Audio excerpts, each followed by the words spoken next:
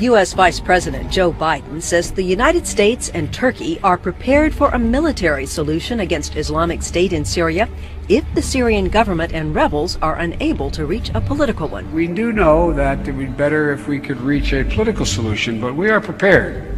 We're prepared, if that's not possible, to have a military solution to this operation.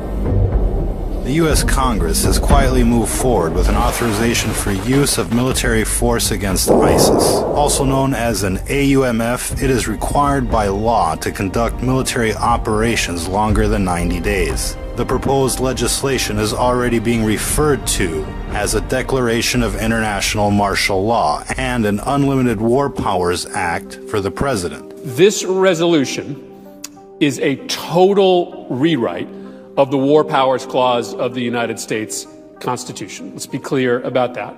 It is essentially a declaration of international martial law, a sweeping transfer of military power to the president that will allow him or her to send U.S. troops almost anywhere in the world for almost any reason with absolutely no limitations.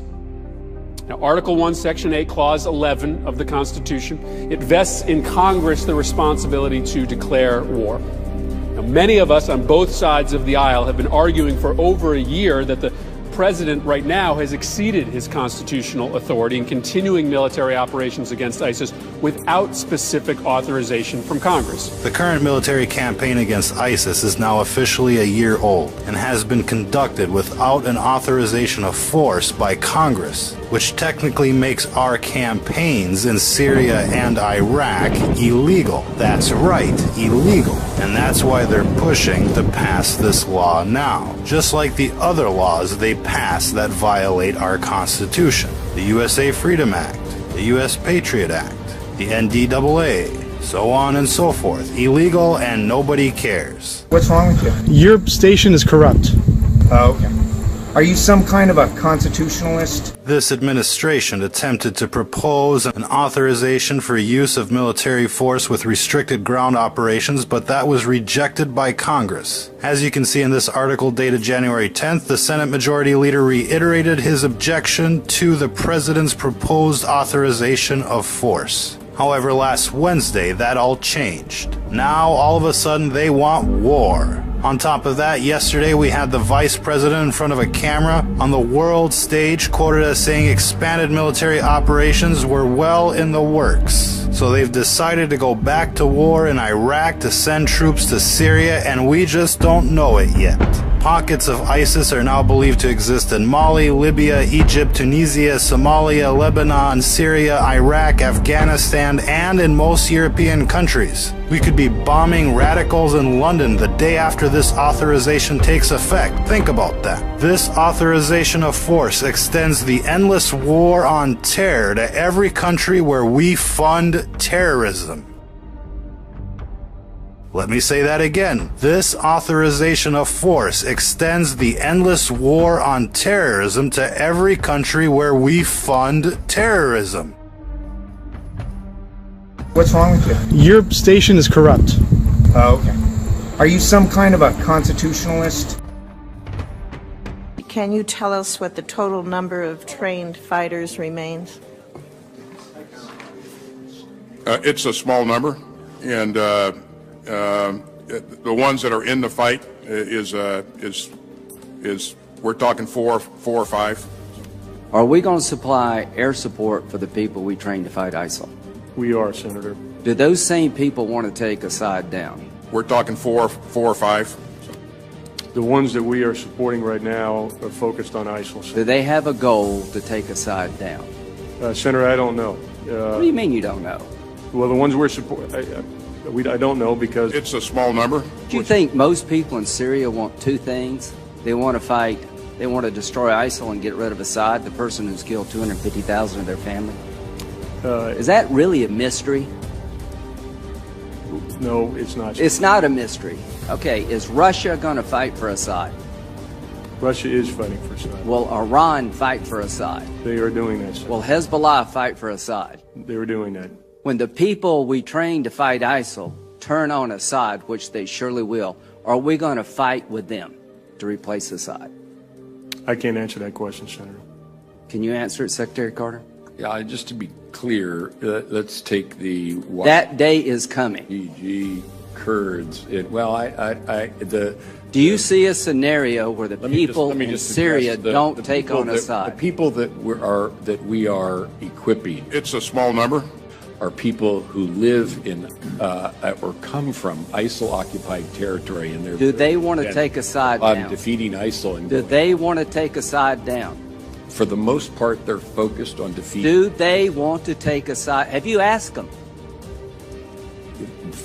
We know what their intent is, and it is to fight ISIL. Come on. They're fighting ISIL now. You know as well as I do, both of you know, that the average Syrian not only wants to destroy ISIL, but they're intent on destroying Assad because he's killed 250,000 of them. And here's the question for this committee.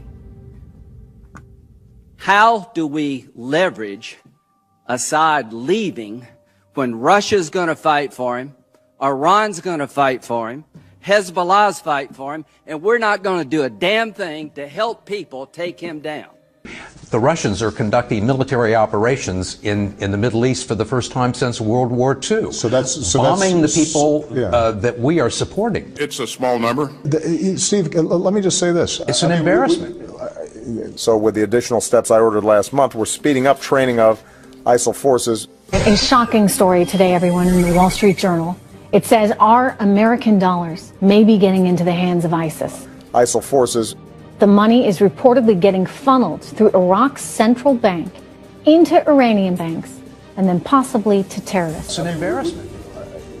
What should be done, what can be done in this latest chapter, the saga of ISIS getting control over our weapons, now perhaps our money. A secret analysis by the agency you ran, the Defense Intelligence Agency, in August 2012 said, and I quote, "There is the possibility of establishing a declared or undeclared Salafist," it's not secret anymore, it was released under FOI.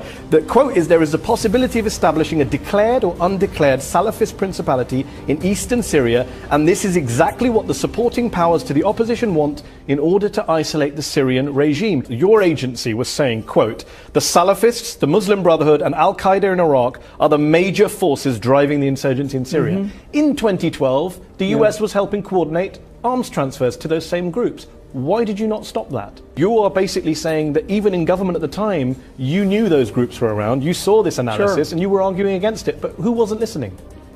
I think the administration. So the administration turned a blind eye to your analysis? I don't know if they turned a blind eye. I think it was a decision. I think it was a willful decision. A willful decision to go support an insurgency that had Salafists, Al-Qaeda, and the Muslim Brotherhood? A willful decision to do what they're doing. Which you have to really ask the president, what is it that he actually is doing with the policy that is in place? Why did you allow them to do that, General? You were in post. You were the head of the Defense Intelligence Agency. Well, those are policy. I took the liberty of printing out that document. So let's get the obvious out of the way. One half of our government still thinks it's the 1980s and that the Cold War never ended. Then there's the other part of our government, the Obama part, the radical Islamist sleeper cell part. So on the one hand, you have the Republicans in Congress waging a Cold War, and on the other hand, you have a terrorist in the White House waging a covert war against the American people. Obama bin Laden is his name, and terrorizing the American public is his game. How do we know? Well, let's check our list to see who's been naughty or nice. Who opened the borders? Obama, check. Who set up sanctuary cities? Obama, check. Who fired half the generals in the military? Double check. Who doubled the debt? Check again. Who fucked up healthcare and made it twice as expensive? Triple check. Who destroyed American families? Check.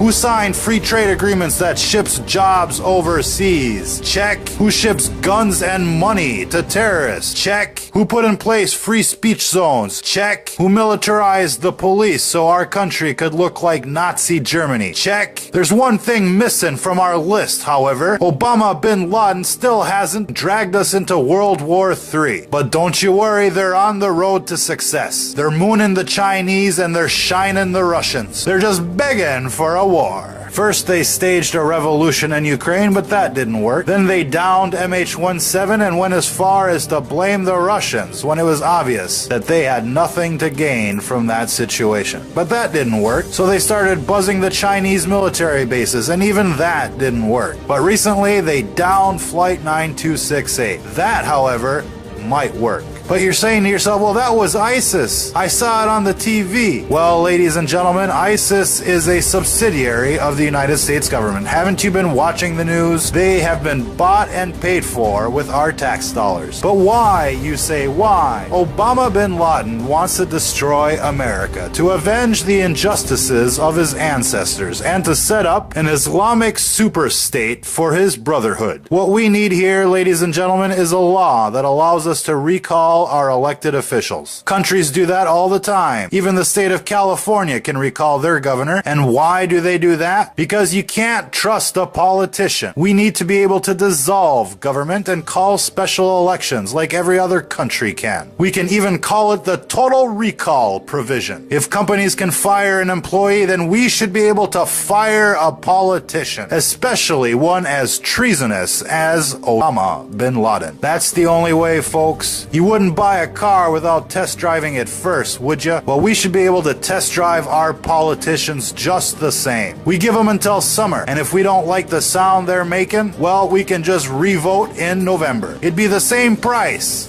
with twice the guarantee. 4 years in office is far too long for a tyrant. Elected officials keep thinking they can just take us for a ride. Well, there'll be no free ride, no free lunch with the Total Recall program. Total Recall. Write your congressman or congresswoman today. That's Total Recall, putting people back in charge of their government. Total Recall.